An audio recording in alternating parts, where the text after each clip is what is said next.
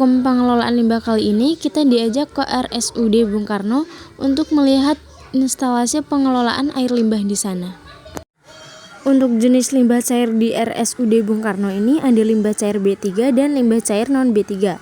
Untuk limbah cair B3 ini seperti sisa oli bekas dan pelumas, terus chemical expired, limbah laboratorium, dan sebagainya. Kemudian untuk limbah cair non B3-nya itu seperti limbah domestik, air buangan dapur, kamar mandi, dan air bekas cucian pakaian. Kemudian untuk kapasitas total IPAL di RSUD Bung Karno ini sebesar 300 meter kubik. Untuk kapasitas pengolahan sebesar 200 sampai 250 meter. Debit harian inlet 45 meter kubik dan outletnya 40 meter kubik. Masa tinggal IPAL itu 24 jam dengan volume tinggal 180 meter kubik.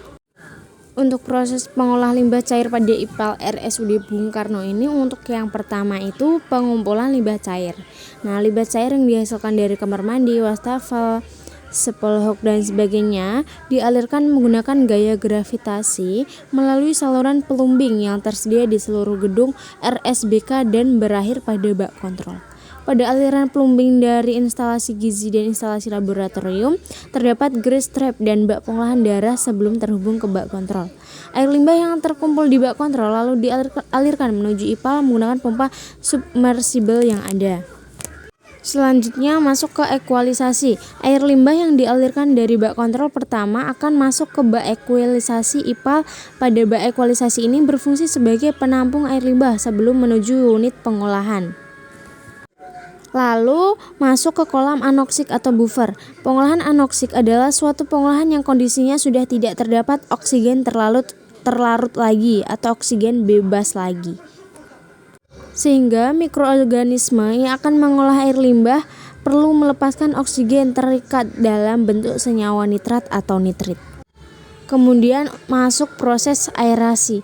Setelah mengalami proses anoksik pada IPAL, air limbah akan dilimpahkan ke kolam aerasi.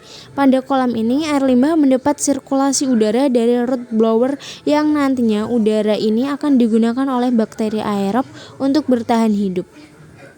Setelah itu masuk ke proses kolam sedimentasi. Air limbah yang sudah mengalami aerasi akan dilanjutkan dengan proses pengendapan pada kolam sedimentasi. Proses ini bertujuan untuk memisahkan TSS dari air limbah melalui pengendapan secara gravitasi. Selanjutnya yaitu proses desinfeksi. Air limbah didesinfeksi pada bak klorinator. Pada bak ini terjadi proses desinfeksi dengan cara pembubuhan kaporit.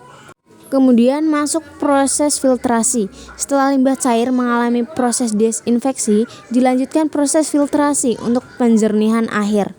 RSBK menggunakan dua buah filter air dengan media resin. Hasil dari filter air ini akan ditampung pada penampungan sementara sebelum dialirkan pada kolam pemantauan akhir. Air olahan hasil filter ini nantinya akan dialirkan ke kolam pemantauan dan sebagian akan digunakan untuk proses backwash filter air. Untuk yang selanjutnya yaitu kolam pemantauan. Kolam pemantauan adalah kolam terakhir sebelum air olahan limbah dialirkan ke badan air. Pada kolam ini diberi ikan sebagai bioindikator untuk keamanan air limbah. Selain itu, pemantauan kualitas fisik air bersih juga dilakukan dengan mengambil sampel dari kolam pemantauan ini. Mungkin itu saja penjelasan dari saya. Apabila ada kurang lebihnya, saya mohon maaf. Terima kasih.